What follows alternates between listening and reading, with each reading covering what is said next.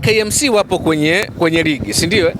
Na Simba wao wamesema baada ya kutolewa kwenye mashindano ya CAF Champions League, wamesema watawekeza nguvu zao kwenye ligi kuu Tanzania bara ambao ni NBC Premier League. Yes, pamoja na KMC kuwa dhaifu ili hali, lakini hatuwezi kuwaondoa kwamba hao hawapo kwenye ligi. Yaani kuwafunga KMC leo, manake Simba wameokota alama 3 ambazo zinaendelea kuwasaidia kwenye mbio zao za ubingwa. Kwa hiyo ukiniambia ni kipimo sahihi, yes, kwa sababu KMC wapo kwenye ligi kuu Tanzania bara. Kwa hiyo huwezi kuwaondoa kwamba pamoja na kufungwa, pamoja na hali yao sio nzuri kwenye msimamo wa ligi, lakini bado wanaonyesha. Ukiangalia kipindi cha pili, kuna moment ulikuwa unaona KMC walikuwa wanafika kwenye lango la Simba. Tunazungumzia ile quality ya wachezaji kuweza kuzitumia nafasi chache ambazo walikuwa wamezipata pengine pale ambapo wangezitumia, manake sasa hivi tungekuwa tunazungumza mengine, si ndio? Hawa tunawazungumzia ni kipimo sahihi, pengine tungeanza kuwashangaa tena Simba. Kweli umetoa sare na KMC, si ndio? Lakini mimi kwangu bado ni kipimo sahihi, kwa sababu KMC wana wachezaji wazuri, kina Darwesh Sariboko, kina Chambo, si ndio? Kuna yule bwana mdogo midfield namba 25 alikuwepo pale, si ndio? Unaona kabisa ni wachezaji ambao wanaonyesha kwamba wana kitu pale ambapo kocha Malale 50. Tukumbuke kocha Malale 50 ndo amepewa timu, hana muda mrefu na timu, anajaribu kukisuka kikosi chake ili kuangalia namna ambavyo kuweza kuwanusuru KMC kuto kushuka daraja. Kuna ingizo jipya la Anicet Aura pamoja na Libase Geye ambao ndo wanaongelewa sana, naona mtandaoni pamoja na mashabiki wa wekundu wa Msimbazi. Kwa jinsi tulivyoangalia hawa wawili wachezaji wao, unaona ni watawapeleka Simba katika nchi ya ahadi? Ni mapema mno. Mimi kwanza huwa naamini kwenye muda, si ndio? Yaani ni kimzungumzia mchezaji kwanza najaribu kumpa time frame ili aendelee kunionyesha kile ambacho anakionyesha kwenye mchezo wa kwanza, si ndio? Manake napenda sana consistency, si ndio? Ukizungumzia mchezaji bora kwa mfano kwa upande wa Yanga, unamzungumzia Pacome Zouzoua. Amekuwa anatuonyesha game in game out, si ndio?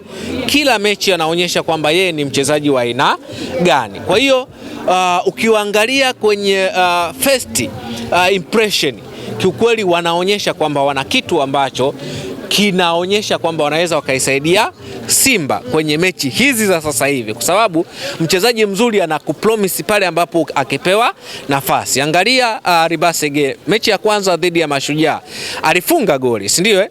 Lakini pia muangalie Anicet Aura, mechi ya kwanza ya Champions League kule Angola amefunga goli. Leo angalia magoli yote mawili, ukiangalia kwenye system of play, magoli yote mawili wamehusika wachezaji hawa wawili, Anicet Aura pamoja na Libase Geye. Nimezungumzia goli la kwanza, ni pasi ya kutoka kwa Anicet Aura kwenda kwa Libase Geye ambaye amepiga ikaenda kupanguliwa na golikipa, ndio ikamkuta Selemani Mwalimu. Manake Anicet Aura, Libase Geye wamehusika kwenye goli la kwanza. Angalia goli la pili, combination play, kisigino ambacho amekipiga Anicet Aura. Manake ni nini?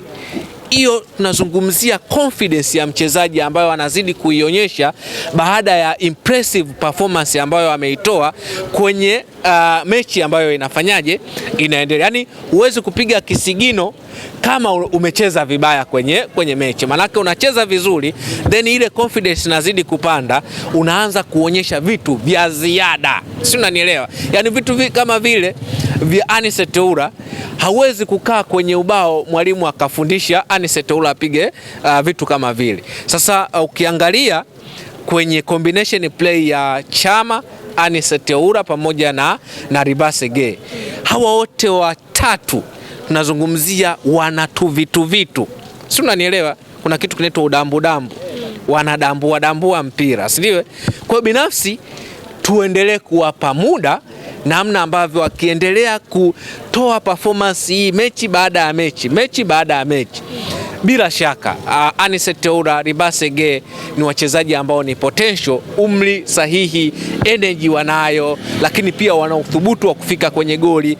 Wote wamefunga magoli, wote wamehusika na magoli. Kwa hiyo kila kitu kwenye miguu yao kitanena kulingana na wao watakavyokionyesha kadri mechi zinavyozidi kuendelea. Tumalize na hili, kuna Young Africans ambao wanatafuta nafasi ya kuingia robo finali. Kalkuleta kama inakuja afu kama inakataa. Kwa upande wako Young Africans, unaona kuna dalili za kuweza kufuzu robo finali klabu bingwa siku ya Jumapili pale Amani Complex? Nikiwatazama Young Africans, uwezo wa kufuzu hatua ya robo finali uko kwenye sehemu kuu mbili. Sawa sawa. Yaani kwanza Young Africans wahakikishe wao wanaifunga JS Kabylie. Huo uwezo upo mikononi mwao wao Yanga, si ndio?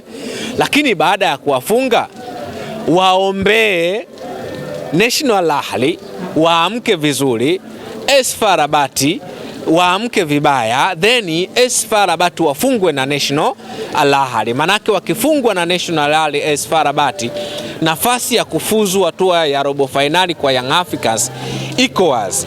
Lakini light kama leo hii Yanga anataka kufuzu hatua ya robo finali, anategemea mchezo mmoja. Kwa mfano nikukumbushe hatua ya robo finali ambayo Young Africans alifuzu kwenye klabu bingwa, alicheza na CR Belouizdad. Ni CR Belouizdad na Young Africans ndio ambao walikuwa wanapigania ile nafasi ya kufuzu. Young Africans alitakiwa kwanza afunge magoli matatu, equalize ile naita idadi ya magoli ya kufunga na kufunga, alafu waongeze goli moja. What happened? Young Africans walirudisha magoli matatu, then wakaongeza na goli la ngapi? La 4, ambalo ilikuwa ni faida kwao, ili wafanya wafuzu. Kwa hiyo hii mechi ambayo tunaizungumzia iko sehemu kuu mbili. Yaani kushinda kwa Young Africans hakutoshi peke yake, mpaka AS FAR Rabat nao wafanyaje? Wafungwe na National Ahli. Ukiangalia nimeona pia kuna taarifa za wachezaji watatu muhimu wa National Ahli kukosekana kwenye mchezo. Yes, Imam Ashuru amepewa adhabu ya wiki 2. Trezeguet ni majeruhi pamoja na Zizu.